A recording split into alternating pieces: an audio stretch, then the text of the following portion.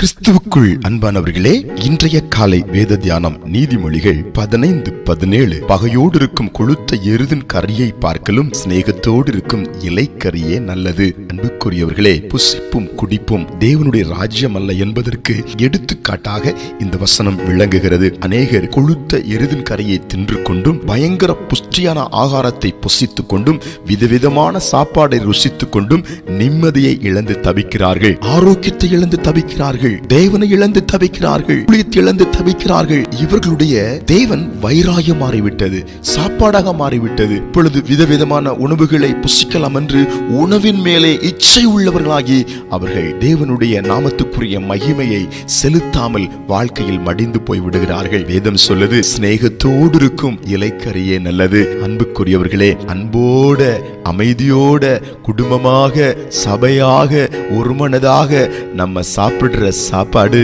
அது மரக்கறியா இருந்தாலும், அது காய்கறியா இருந்தாலும், அது கஞ்சியா இருந்தாலும், அது கூழா இருந்தாலும், அது இலைக்கறியா இருந்தாலும் தலைக்கறியை விட மேன்மையாக இருக்கிறது. ஆமென்.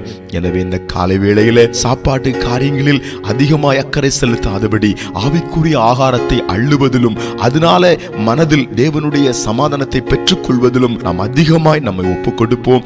கர்த்தர் இந்த நாட்களில் உங்களை பலப்படுத்தி, உங்களை சீர்படுத்தி, உங்களை ஸ்திரப்படுத்தி, அன்போடு ஐக்கியத்தோடு ஆகாரம் புசிக்கிற ஒரு அன்புள்ள குடும்பமாய் வாழ்க்கையாய் மாற்றுவாராக. ஜெபிக்கலாம். அன்பின் பரலோக பிதாவே, இந்த காலை வேளையிலும் ஆண்டவரே, கொழுத்த எருதின் கரியை பார்க்கலும் சிநேகமுள்ள இலைக்கறி நல்லது என்று நாங்கள் வாசிக்கிறோம்.